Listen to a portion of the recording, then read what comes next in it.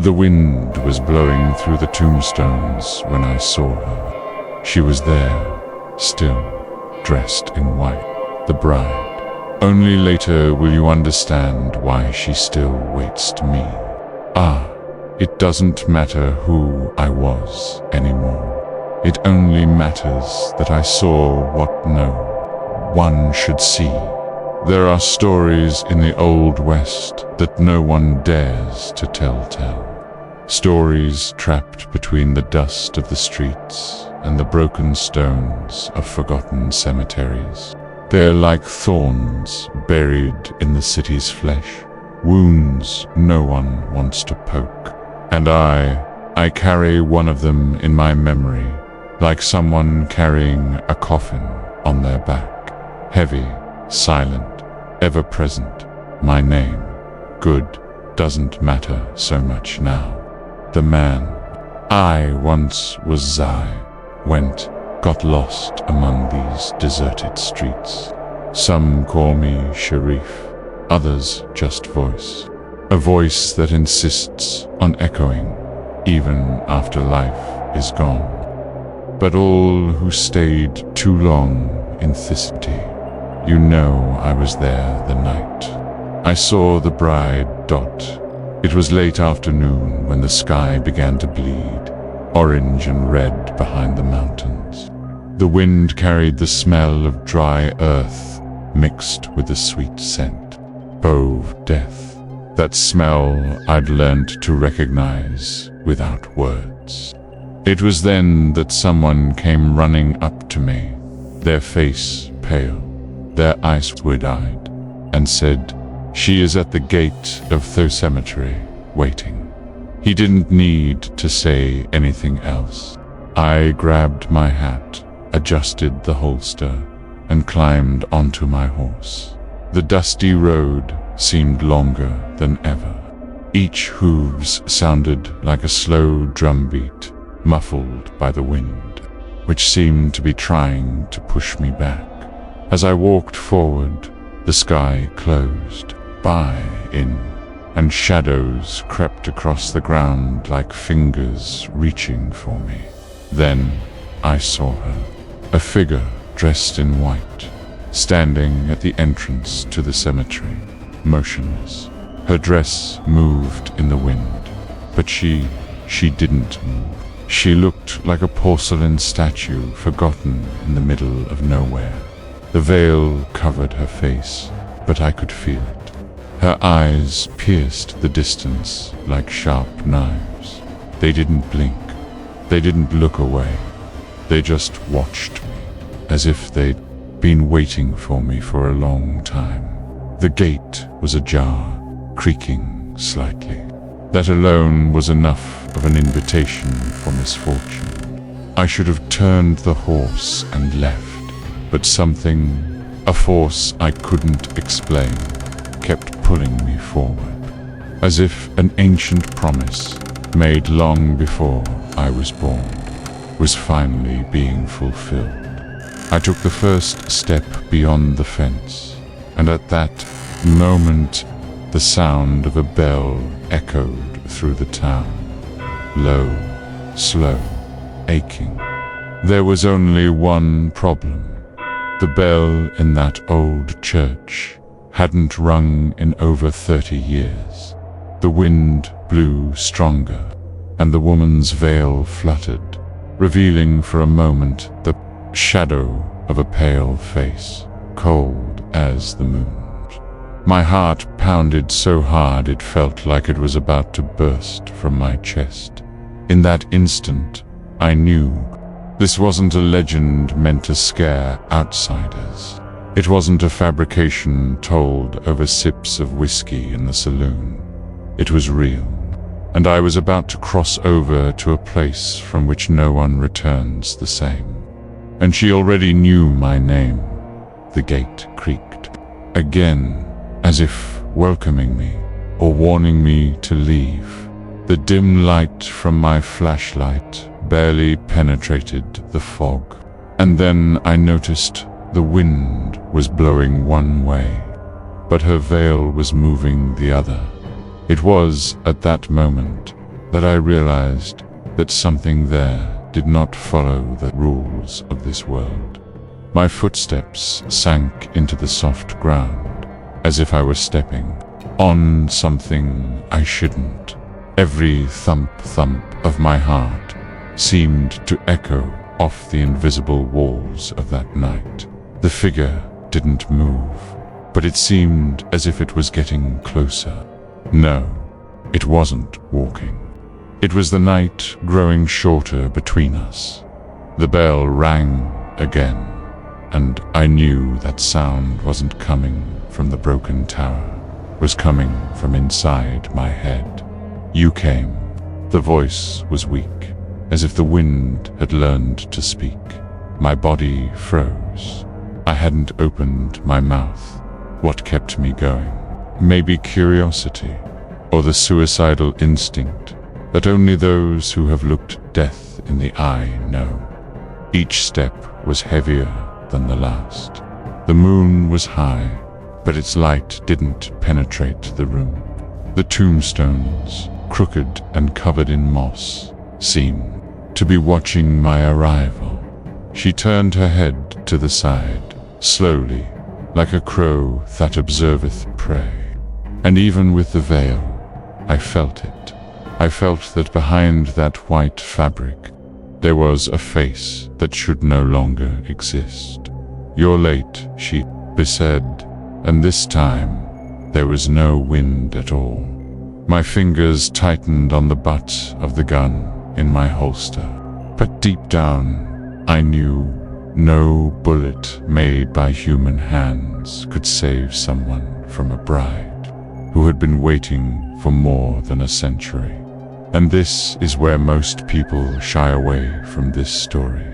But if you want to hear what comes next, you'll have to stay, because what happened that night changed what was left of me. And if you have the courage to listen, it will change you too. I should have turned my back. I should have gotten out of there before it was too late. But something, some damned thing, kept pushing me forward. It wasn't courage. Courage is when you face something you understand. This I couldn't understand. The bride took a step, and the sound, my God, the sound that came wasn't feet hitting the ground. It was the dry crack of old bones breaking under their own weight. The veil fluttered, and as she approached, I realized the fabric was stained not with dirt, but with something darker. "You came to fulfill your promise," she whispered. Didn't know what promise she was talking about, but deep down, something inside me knew that somehow I was part of that story long before I was born. I looked round. The headstones seemed to have moved closer. Yes, as if the cemetery itself were breathing, closing in on me. And then I saw movement in the shadows, small, low silhouettes, shuffling among the graves. They looked like people, but they weren't. Their arms were too long, their necks bent as if the bones could no longer support the weight of their heads. They didn't come to me. No, they came to her. They formed a circle around the bride, stopping a few steps away, and one by one, they knelt before her, like subjects before a queen. The air grew heavy. The flashlight I carried began to flicker. She lifted her head, and the veil slipped a little to the side. I saw her skin, or what was left of it, gray and stretched tight over thin bones. But worst of all was her smile. It wasn't a human smile. It was as if the entire face was being pulled back, revealing teeth that were not made for biting, but for tearing. "You came," she repeated, extending a hand. The fingers were thin, bony, and moved like spiders searching for prey. At that moment, everything in me screamed to run away. And I almost gave in. But then I realized, whatever this was, it wasn't there by chance. And if I ran, she would follow. That's when the wind changed direction. And for the first time that night, I smelled her. It wasn't the smell of death. It smelled like wet earth and old roses, as if she had just left a marriage that never happened. "The ring. You have the ring," she said. And at that moment, my blood ran cold, because in my pocket, there was something I didn't remember putting there. Something cold, metallic, and heavy. When my hand closed over it, I knew.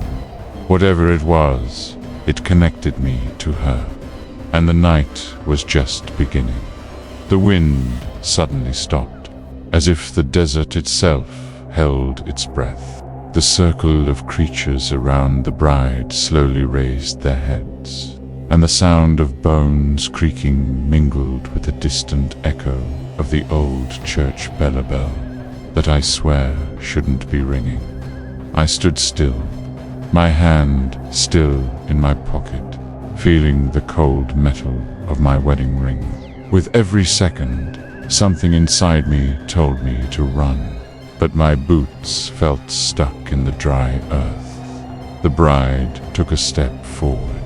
It wasn't fast, it was slow, shuffling, and yet each movement seemed to cut the air around me. The veil fluttered, and beneath it, I saw cracked lips curl into a smile. It wasn't human. It was the smile of someone who had waited over a century for something or someone to finally arrive. And I had just arrived. The creatures began to move, not like men or animals, but like liquefied shadows. They slithered across the ground, closing the circle. And that's when I realized their eyes were fixed on me, as if they knew I had something that belonged to them. "You're back," her voice echoed, but her mouth didn't move. Those words went be straight to my head, cold as ice. My heart pounded, and the air felt thicker, harder to breathe. I looked around and noticed that the cemetery gate, the same one that had been left open, was now closed, locked, untouched. I tried to speak, but my voice faltered. So I took a step back, and another, but with each step, the ground seemed to sink like invisible quicksand.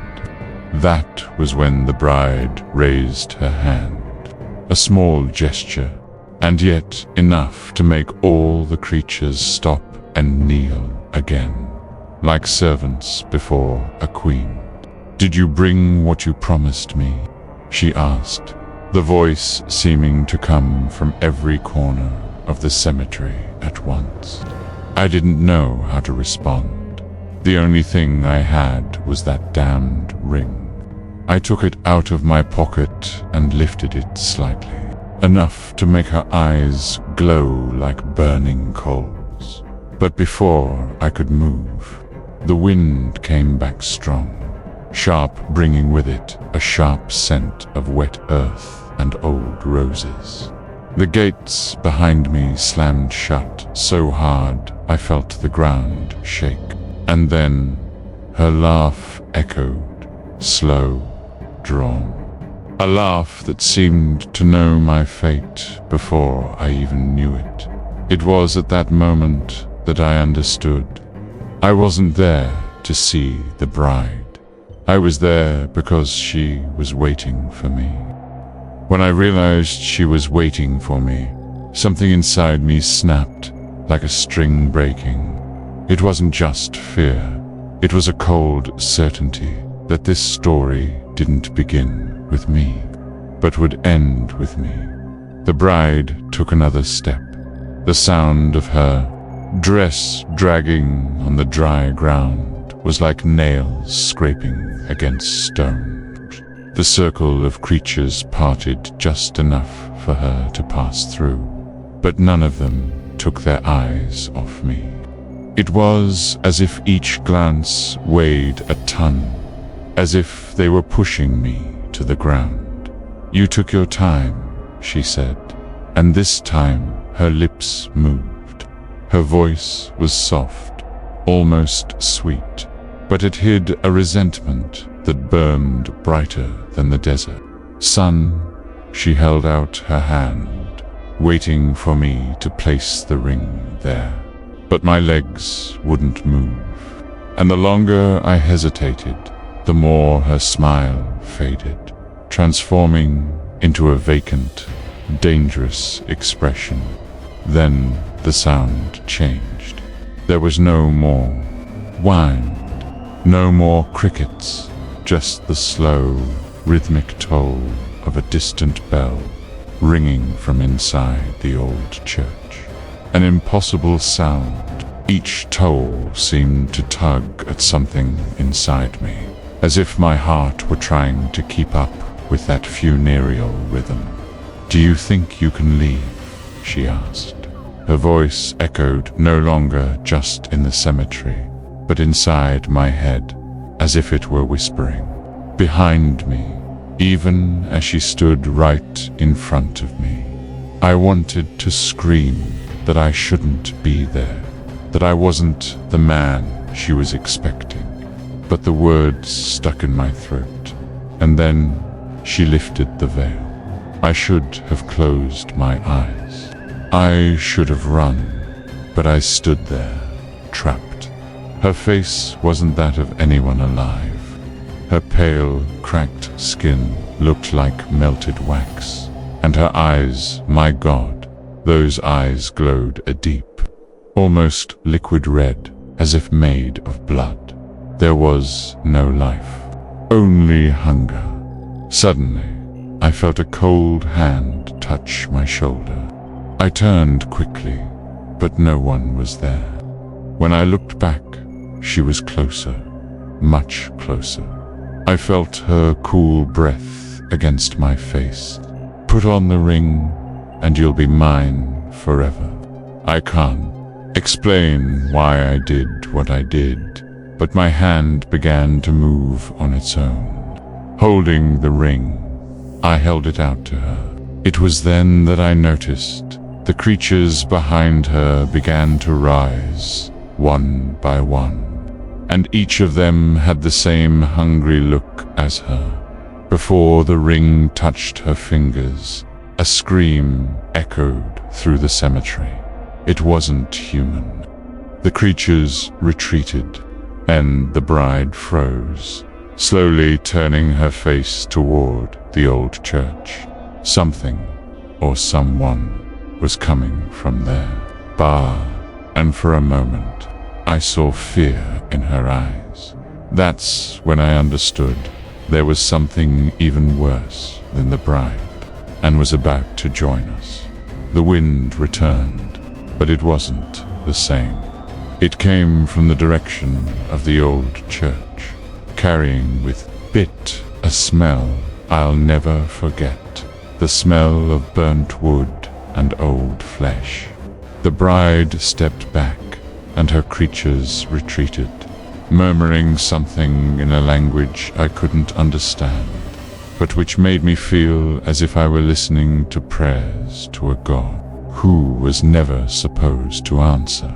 The church doors began to creak, even though no one was touching them. They creaked like bones breaking, and in the midst of that darkness, a shadow moved, slow, heavy. It was tall, very tall, taller than any man I'd ever seen. With every step it took, the ground seemed to shake. The bride whispered he shouldn't be here, but she didn't speak to me. She spoke to herself, and that made me even more terrified. If that thing scared the bride, what could it do to me? The figure approached, and the pale moonlight revealed a face, or at least something that had once been a face. The skin was stitched together, as if patched together from several others. The eyes were two dark, dull holes, and yet I felt them watching me. The left hand held a broken cross, and the right dragged a chain that scraped the ground, sending sparks flying. He stopped a few feet from the bride. No words were spoken, only the sound of the wind and the slow beating of something that might have been a heart, or the echo of the bell that never stopped. Then he spoke. His voice was deep, as if coming from the ground itself. "He is not yours." My blood ran cold. The bride turned to me, her red eyes now filled with rage. "He's mine. He came for me, and there's nothing you can do." But the giant took another step and, unhurriedly, raised the broken cross, pointing it at me. "Get out of here, now." I didn't know where to go. Behind me, the gate was closed, and I was sure it hadn't been that way when I arrived. Ahead, that silent struggle between two forces I didn't understand. It was like being trapped between two hungry wolves, and I was the only prey in the desert. The giant looked at the bride, and for the first time, I saw his body tremble, as if that presence drained his strength.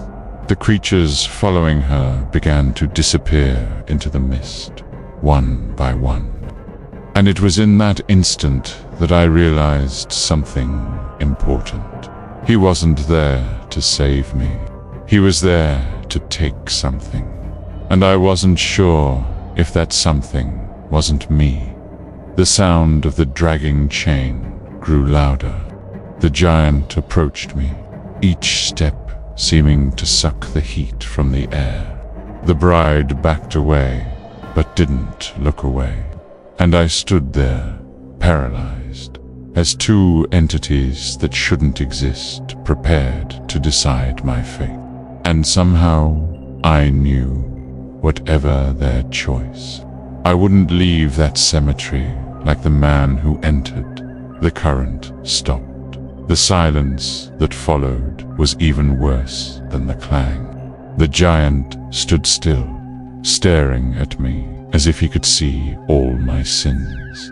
One by one, the bride, now paler than ever, stepped forward. Her dress dragged on the dry earth, raising dust that seemed to glow in the moonlight. But the glow was cold, lifeless.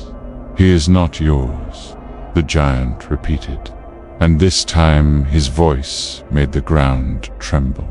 The bride gave a weak laugh, but there was something broken in it, as if she knew she was losing. "You don't understand. He's already seen me. Now he's mine." Her eyes turned to me, and I felt as if invisible chains were binding me to the ground. The air grew heavier, the wind stilled. Even the distant sound of crows ceased. The giant lifted the broken cross and, with a slow movement, slammed it into the ground. The earth shook, and the gate behind me swung open by itself, creaking as if screaming for me to run. Go. He just said that, but I couldn't move. My body wanted to flee, but my mind was trapped in that white veil, in that presence that called to me without words. It was then that the giant took a step toward me. The ground beneath my feet cracked. This woke me enough to take the first step back, and then the second, until before I knew it, I was running down the dusty path. The wind blew hard again, and with it, a sound. It wasn't the bell. It wasn't footsteps. It was a voice. The voice of the bride, coming from every direction. I wait. I looked back one last time and saw something I'll never forget. The bride stood motionless at the gate, but her face was visible now. There was no skin, just a veiled skull, and those red eyes burning like embers. Behind her, the giant had disappeared. I arrived in town breathless, but no one wanted to hear what I had to say. Some say I went crazy that night, others that I brought something with me. And, to be honest, maybe they're both right, do you think? This story is over. No stranger. Stories like these never end. And if you think the bride is the worst thing to ever roam these fields, wait until you hear the next stories. So, if you want to know what happens when someone dares to listen to stories like these, don't just stand there. The next story is already in front of you, flashing on the screen, waiting for you. But I warn you, once you press it, there's no turning back.